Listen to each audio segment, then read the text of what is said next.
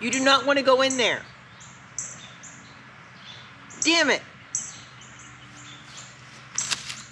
Yeah, keep going, dude. Keep going. No. I'm gonna set it on fire.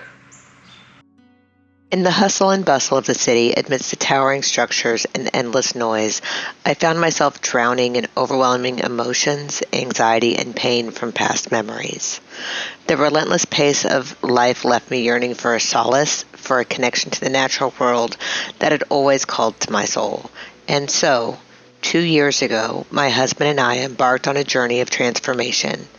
Little did I know how much this would actually reveal about who I am and what I love. Leaving the chaos behind, we settled on a serene 2.5-acre homestead, seeking refuge in the arms of nature's embrace. Here, I embrace the many different faces that I wear.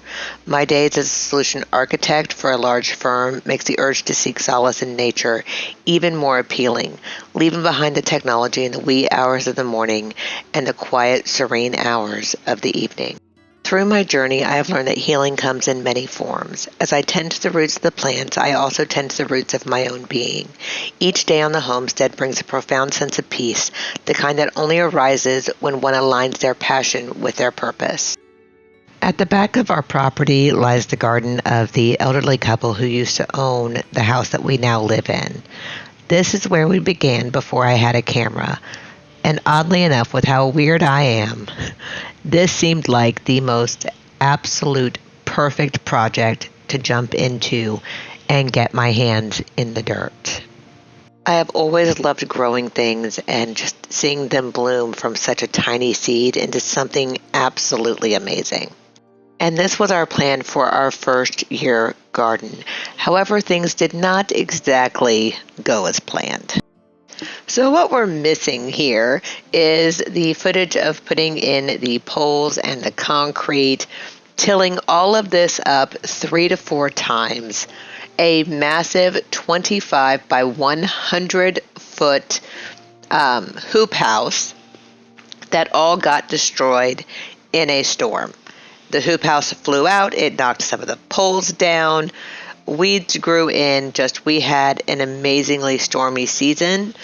So I am in here ripping up all of my hard work to get everything as cleaned up as I can so that with the minimal things we have in the garden, I can still be there and just be part of nature.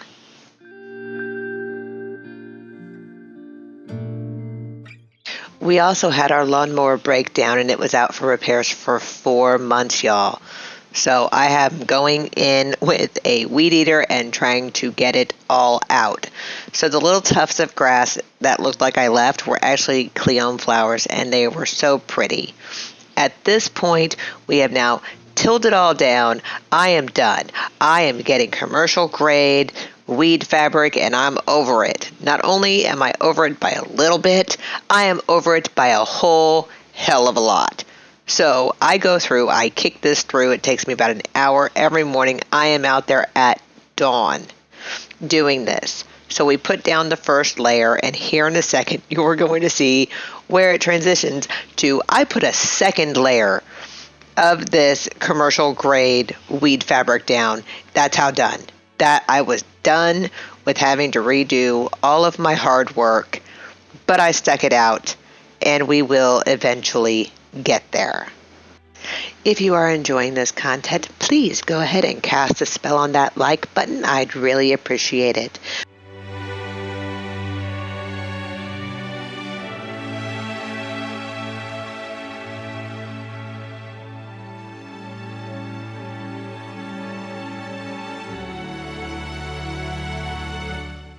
See, 2 layers, y'all. I'm done.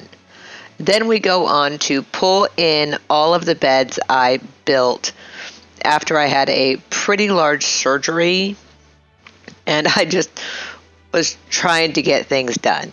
Right now, where we're at is we have a neighbor coming over with a tractor because we tried to pull in all of the gravel by hand and that did not work either.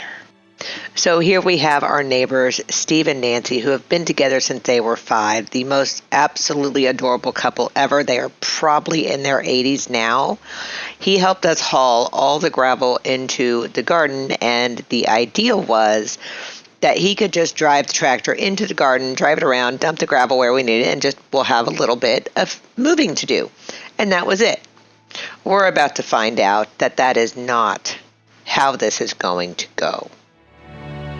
What ends up happening is, as he's driving in with the tractor, it starts ripping the tarp and moving it, so weeds would get through. We figured this out as he's in the back corner trying to maneuver around. And then we have to come up with a plan triple Z at this point.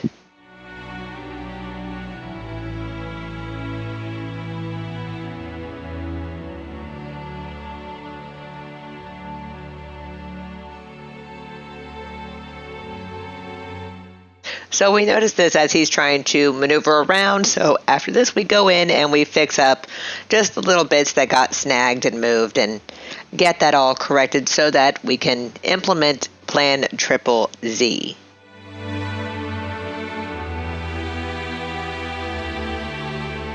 Plan Triple Z includes Steve going to pick up the gravel and dumping it over the edge, and we hand rake this gravel throughout the entire garden.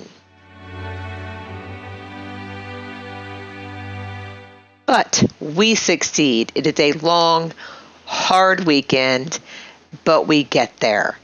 This is almost done. I go in and I fill in a few little gaps and holes that we have. And side note, we are going to have to fill in a little bit more since this is about last fall.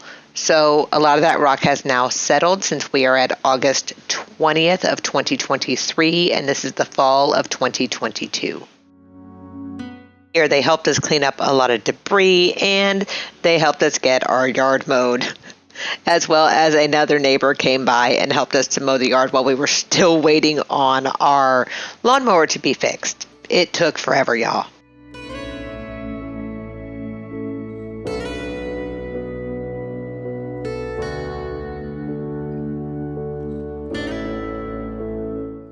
The next step is to make sure the fabric is not covering the dirt that we need to plant the things in. So going in and making sure that all of that is picked up, we lay down cardboard. We are prepping it for the winter. We're then putting dirt over the cardboard, and my husband tries this with a bucket, and we learn that that is not going to work. We eventually learn teamwork is our best option, and we haul the dirt in through gravel. Not a brilliant idea, y'all. Don't do that. And then cover all of the cardboard and dirt with leaves from the yard. So I only took the leaves from our porch and our driveway. Like, look at all the trees. We have plenty of leaves in the fall. And there is controversy over if you should or should not do this. We were just trying to get nutrients in the ground so that the next year we could successfully grow a garden that would give us enough food to eat. We also learned how to work together a lot better because there were at times we just got hangry and wanted to basically beat each other up. We didn't do that, but we wanted to. I am happy to say that all of that hard work paid off brilliantly. This is our very first harvest of the 2023 growing year. I will link up in the right-hand corner the playlist to see the planting out of the 2023 garden. I hope you all go and enjoy.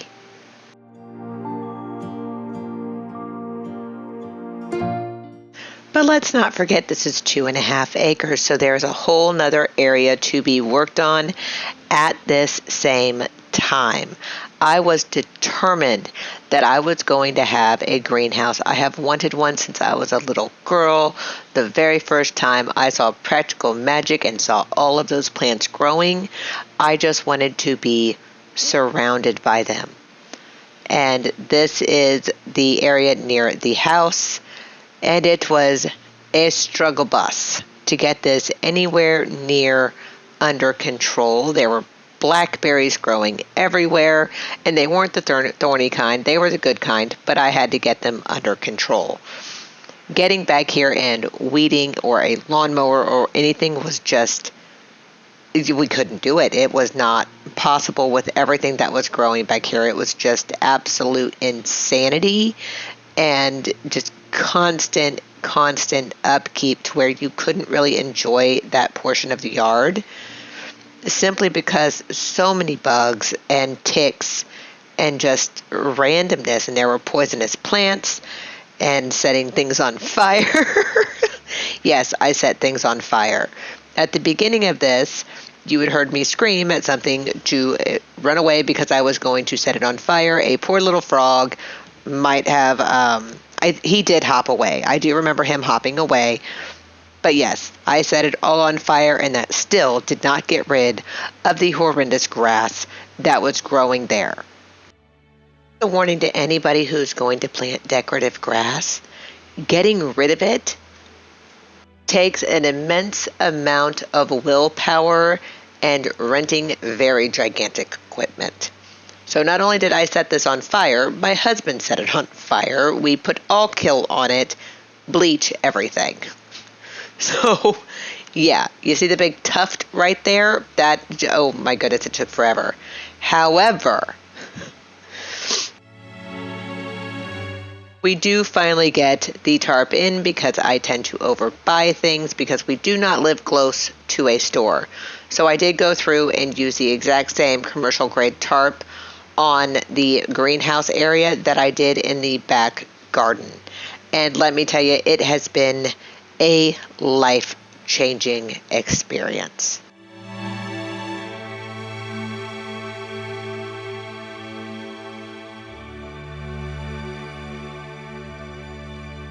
And thank goodness Steve and Nancy came back. Nancy and I had a wonderful conversation while Steve was dumping all of the pea gravel into the greenhouse area. I did want to stay back because that is a very large piece of equipment, and it was super hot that day. But there is gravel down now, and we can actually enjoy this area quite a bit more this year. And yet another project for another time, my dears. This is our pond, which looks great right now in the spring of 2023 before everything starts growing back and it becomes a hot, bloody mess.